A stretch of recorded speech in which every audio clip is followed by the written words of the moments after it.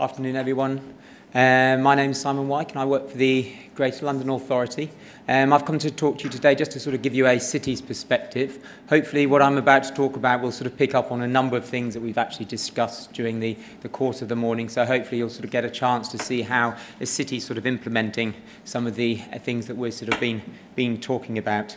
I'm going to talk basically about the role that we play in addressing climate change, mitigating climate change, delivering sustainable energy, and then also sort of the role that we've specifically got for sort of district energy in that.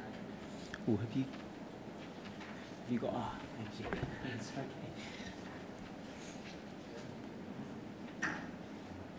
okay, just as I mentioned, I will talk quickly about the GLA family just so that you know the context for the Greater London Authority.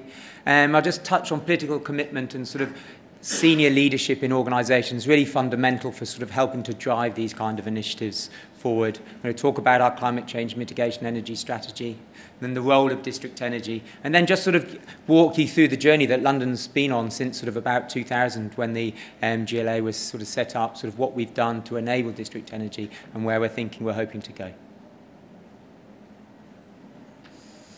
Okay, basically sort of the Greater London Authority is a regional government, and within the Greater London Authority there are actually sort of 33 local authorities. So we work at a regional government level, setting strategic direction. Also sort of within the Greater London Authority, we have London and Partners, which is a sort of an inward investment organisation. We have Transport for London, we have the Metropolitan Police, Fire and Emergency Services, and also the Olympic Legacy Development Corporation. Well, unfortunately, the slides don't seem to have quite come out on the formatting, but we'll crack on anyway. And then sort of as part of that, as I mentioned, it's a very strategic organisation. So we've got a number of strategies that the sort of mayor needs to develop. The major one is this spatial planning strategy. That's the London plan. We've talked a lot about sort of planning already sort of today, and it is fundamental to the evolution, the development and the growth of the city. What can we do in London to enable sort of growth to happen in the most sustainable way? We'll have a transport strategy that sort of looks at transport infrastructure, how enabling people to move in and around the city. We have an economic development strategy that looks at economic development, obviously. Then a number of environmental strategies, of which the climate change mitigation energy strategy is one. We've talked a lot about the challenges of today, so I won't sort of go into those too much. But I think sort of in London, we've got a real big challenge around growing populations. We've just this year, sort of just actually last year, sort of we hit 8.7 million people. That's the largest as London's ever been in its history, just topping the in the 1930s when there was a big movement into London again. So we've now got sort of a larger population that we've ever had in our history, and the projections are that sort of by 2050 we could be sort of over 11 million people. So that's sort of over, so potentially getting up to about 100,000 people coming into London each and every year. So obviously so that presents massive infrastructure challenges. That's accommodation, workspace, obviously sort of that energy issue as well. Then on top of that, we've obviously got to ensure that we've got security of supply. We've got affordable energy infrastructure, addressing things like fuel poverty, which is an issue in the UK, and also sort of obviously sort of meeting those climate goals as well. And sort of what we sort of hope to do sort of through this is sort of by one, addressing energy efficiency, reducing demand, but also sort of looking at energy generation at a city level and sort of trying to move towards a sort of a more circular energy economy within the city, where sort of we're reducing demand, we're generating some more energy within the city, but we're also utilising secondary energy sources within the city, integrating those into our energy systems. So we're moving demand for primary energy upstream. And then also sort of the other thing that's really important for us is to integrate heating and power systems. Sort of quite often those two infrastructures have worked quite separately, but increasingly we're sort of looking at district energy, the role it can play not only in providing heat and low carbon heat and affordable heat, but also the role it can play in supporting the electricity network and bringing on larger amounts of sort of intermittent renewables into the electricity network, also the role it can play in grid balancing and enabling like sort of storage of surplus electricity as thermal, as heat, and then utilising that within our heat networks. Oh dear, we've really got some formatting issues now. Basically, this is just to tell you about our climate change targets. We've got two major targets. Our first one is a 60% carbon reduction target by 2025 with an 80% by 2050. But as a city, we'll be hoping to go beyond that 80%. That's a national requirement, that 80% by 2050. And this is sort of, and what this gives you is an indication of where those emissions come from. You can see almost 80% of our emissions come from buildings. That's a real big challenge for us, existing buildings. And so that's consumption within those buildings and sort of the supply of energy into those buildings. And then transport is about 20%, just over 20%, 22%. And so that's because we've got a very extensive public transport system. Quite unusual for a major city to have that lower level of emissions in transport. That's because we've got a very extensive public transport system that allows people to move around in the most efficient way. Obviously, we're putting additional infrastructure in place, additional investment into that to continue that, creating sort of very interconnected transport hubs that allow people to move around the city without having to actually get in private vehicles. And this is just a graphic to show you basically sort of where London's CO2 emissions. You can sort of see 1990 were about 45 million tonnes.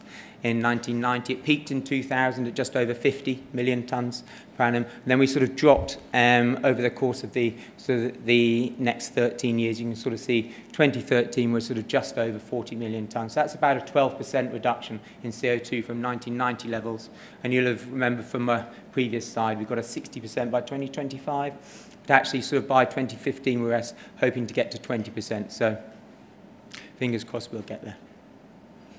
And this is just very quick to show you sort of how we sort of break that down. We look at our sort of what we're doing in three sectors. Basically, at a buildings level, we've got residential and commercial and public. We sort of break those down in the emissions related to those, and also from a transport perspective as well, and sort of what each of those can do and where reductions might come from. And so we've got existing activities that are happening, new government initiatives that will work. We've got mayoral initiatives that will sort of add additional activity, and then we've also sort of got future activity from both government and at a mayoral level to try to reduce emissions further. So we want to go from 45 million tonnes per annum down to 18 million tonnes per annum by 2025. And this is just a sort of summary of that climate change mitigation energy strategy. We look at it at a sector-by-sector basis, and sort of what we're sort of really concentrating on in London sort of is using public money to sort of help catalyse the market, support the market, prove the business case, show that investment opportunities sort of make financial sense, de-risk that activity so that we're attracting public sector money in to support that. What we're wanting to do is look at programs that are able to scale up, so that we're actually able to scale those up and sort of deliver those across London in the most sort of financially effective way. As I mentioned before, we've got 33 London boroughs within London, so we need to work very, very closely with those to ensure that the programs that we're looking to do and that they're looking to do are as effective as possible. And then also, obviously, we're looking to sort of set an example through the GLA group and what we can do, both at a London, UK, and a global level.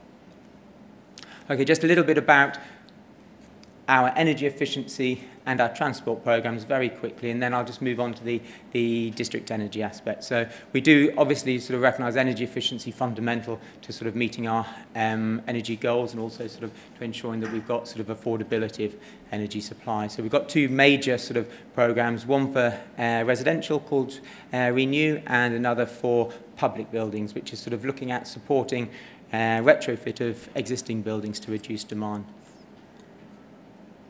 Also around transport, sort of mitigating emissions related to transport. I mentioned that we've got a very extensive public transport system, and consequently sort of a lot of investments going into that. And when we're looking at buses and things, we're looking at hybrid buses and hydrogen buses. We've got examples of those in London that's helping to sort of create market opportunities for those types of technologies, and hoping to increase those continually throughout the decade. Then obviously sort of individual private vehicles and things as well, so sort of cars, scooters. We've already got some hydrogen taxis sort of in the sort of that iconic sort of London black cab design as well. We've got sort of, and we mentioned congestion charge a little earlier as well. So sort of got congestion charge, and sort of where if you've got sort of low emission vehicles, then sort of you're exempt from that congestion charge. So again, trying to sort of work towards encouraging the market, and obviously looking at sort of how we can integrate sort of supporting infrastructure. Okay, and then now sort of just talking about that sort of decentralised energy and district energy aspect. I mentioned we've got a 25% decentralised energy target, which basically means that in London what we're looking to do is provide 25% of our energy demand from local energy sources by 2025. We've estimated this will sort of reduce our carbon emissions by sort of around 3.2 million tonnes, hopefully more, depending on the sort of the type of technologies that are sort of integrated in that, and sort of deliver sort of 12%, it's a minimum 12% of our CO2 savings. Over 50% of that we're sort of expecting to come from large and medium scale sort of district heating systems. Obviously combined heat and power play a role in that, but obviously as we go through the years, increasingly there'll be contributions from renewable and also sort of waste heat or sort of secondary energy sources. And just something here to sort of mention that sort of, and I mentioned about the investment opportunity and things, it's something that we're sort of really keen to do in London, is to sort of promote actually what the challenge is, what we need to do to address it, but actually what that investment opportunity is for businesses. Again, it's going back to that job creation opportunity investment. And sort of, we're looking at sort of about a 10-fold increase in generating capacity, but it's sort of estimated through a study we did at about an 8 billion investment opportunity. And sort of at the moment we're getting increasingly favourable policy framework at a national level. Obviously we've already got very sort of favourable policy framework at a London level as well. So sort of what that's doing is that supporting activity in that area. And as I mentioned before, what we're looking to do is try to remove the barriers to delivering district energy, sort of sharing risk with the private sector, and sort of harnessing private sectors, both their finance and also their ability to deliver. Okay, and sort of we've talked a lot about electricity here and sort of in the renewables things, but actually sort of in London, sort of heat, I mean like in sort of across the world, heating and cooling, we've got sort of nearly half of our energy demand actually sort of comes from heat, and sort of consequently that's a really sort of large part of the sort of the challenge that we've got, about 30% of our CO2 reductions. And sort of we think that sort of in London we've got sort of, that's a really good opportunity for us to sort of help to lead the way in London and sort of look at sort of what's the best way of decarbonising that area. So we work very closely with national government on electricity and policy and decarbonisation, but decarbonisation in the UK sort of is happening a lot at a national level, sort of decarbonising the grid. So we're working closely with national government, but we think London has got a real important role to play in heat.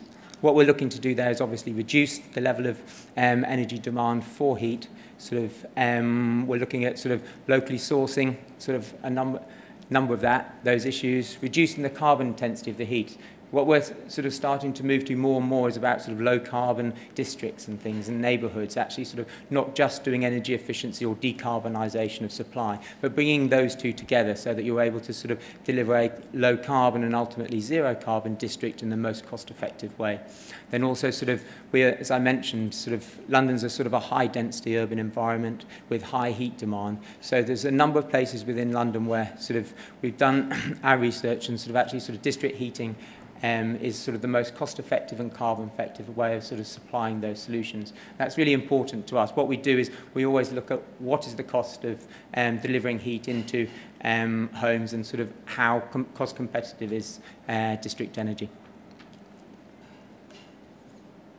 Now I'm just going to talk to you a little bit about the process that we've sort of gone through sort of between since we were sort of set up to sort of to where we've got to. Initially I mentioned the our spatial plan, the London plan, that sets the sort of the development framework sort of for London and how we see London evolving and growing.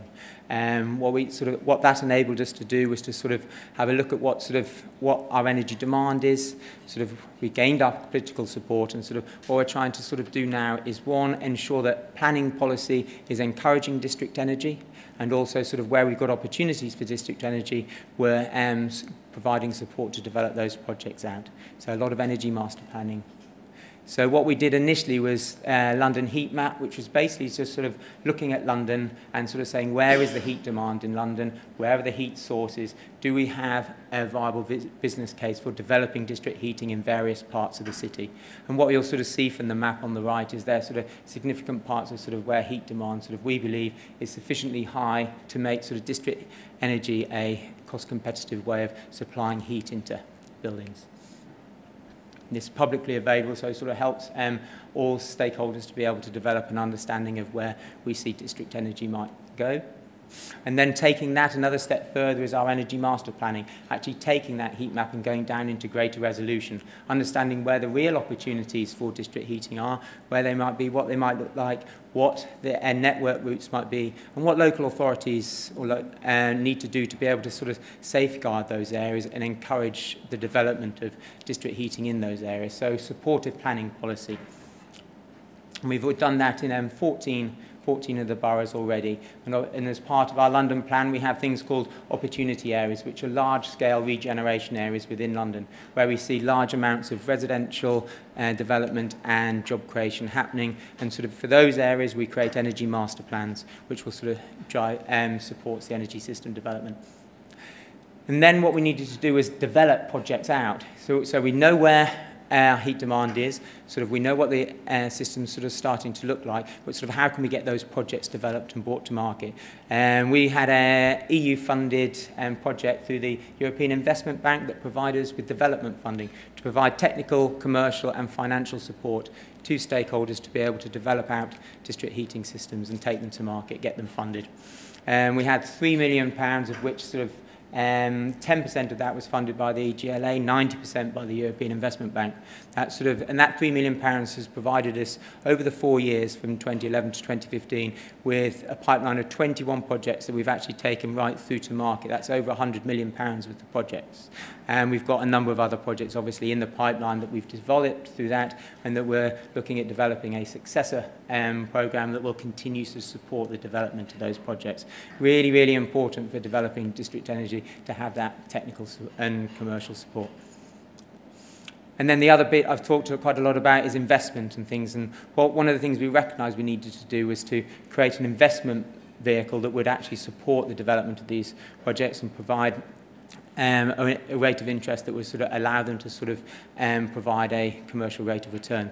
And so this is something we set up using European Regional Development Fund. It's a European funding stream matched with public sector money and then matched again with private sector money, creating an opportunity to fund district energy projects, prove the business case, prove that they're commercially viable, raise awareness and understanding within the financial sector of what the demands are for district energy projects, and hopefully sort of encouraging greater flows of funding into district energy.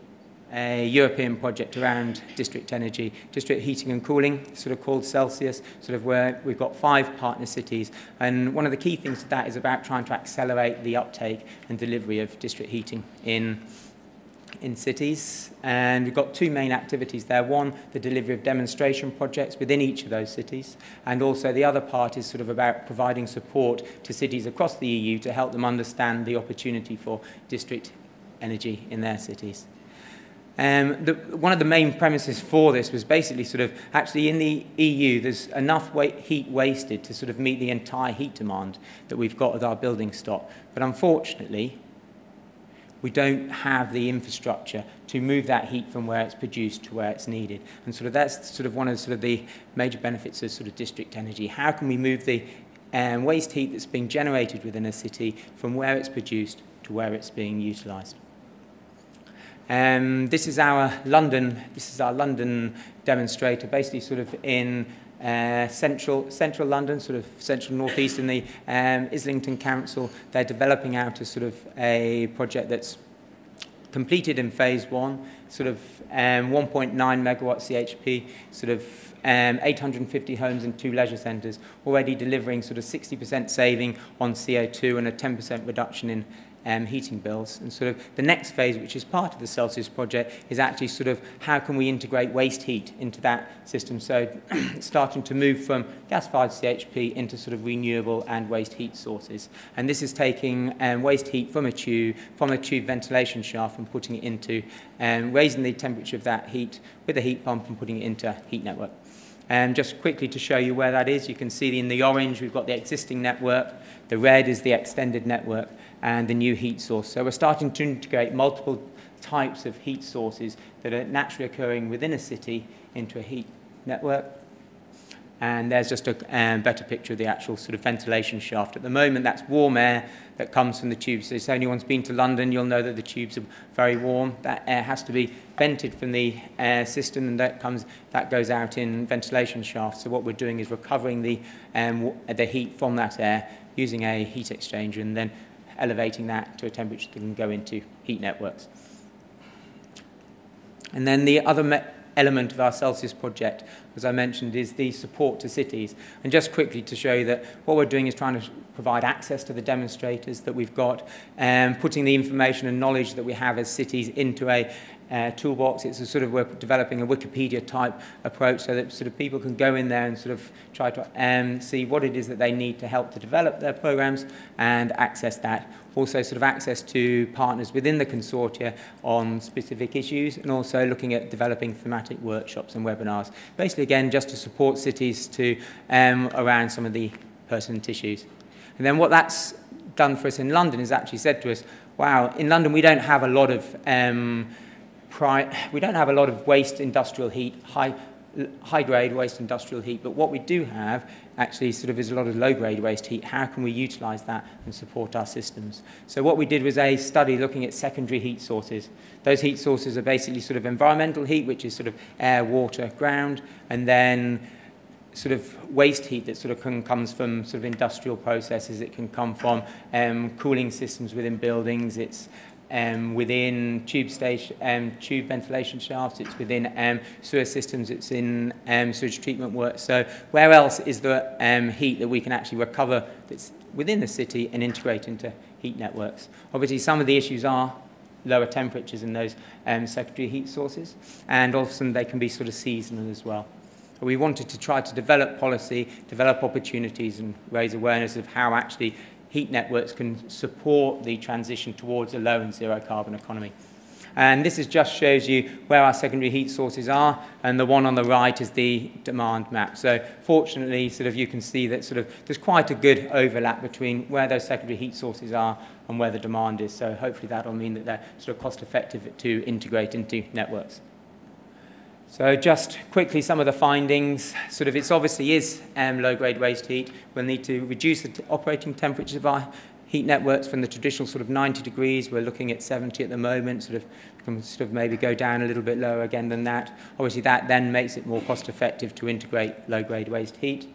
And just a quick summary, sort of you'll see that London's overall heat demand was sort of 66 terawatt hours a year, where it was estimated that we had 71 terawatt hours of heat combined between the existing heat sources and the energy required to sort of bring that to 70 degrees. And then we looked at actually sort of how cost effective is that, and sort of you can see that sort of 18% of actually sort of we could meet 18% of our heat demand now in a cost effective way through the utilisation of secondary heat sources and district heat networks, and also sort of 56% of our heat demand actually is carbon effective. So actually sort of it'll be more carbon efficient to heat them using secondary heat than it would the traditional way. And that counterfactual way that we use are gas boilers in the UK.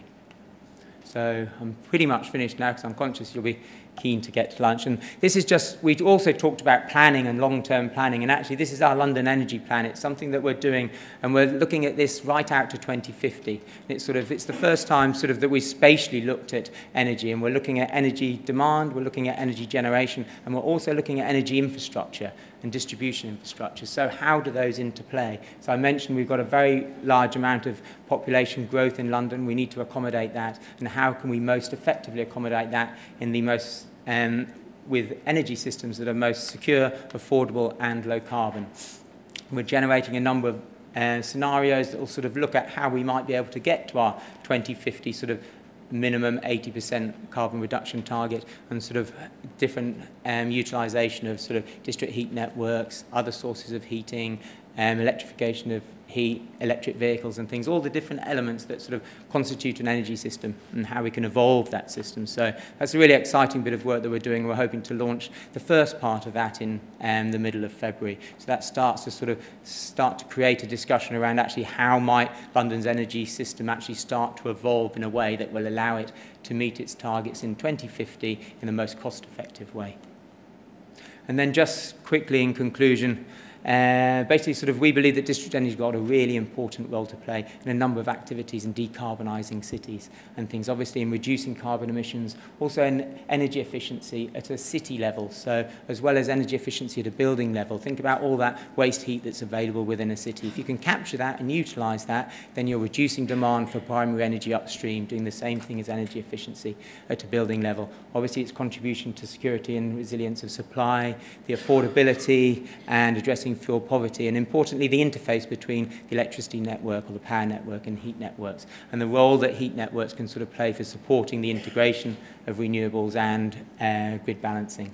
Then just quickly summing up our journey, basically sort of getting that political support right at the beginning was fundamentally important, enabling that to go into our planning policies and saying, actually this is what London wants to do and we've got a commitment to district energy in areas where it is cost effective to do it, to promote that. We had that. We then developed we got our heat map, knowing where our heat demand is. We did our energy master plans to sort of start to understand where those priority areas are. Development team to develop those projects and support people to do that. Then the financing aspect as well, really fundamental, not only getting the development activity, but then providing finance that can support those projects and enable them to deliver a rate of return that will attract greater investment. And then obviously now what we're starting to do is looking at this is where we are now, but where can we get to, and what kind of sort of low and zero carbon technologies are we able to utilise, and what kind of low carbon heat sources are we able to integrate to enable us to sort of get to continue to decarbonise that heat supply. And that's it. Thank you very much.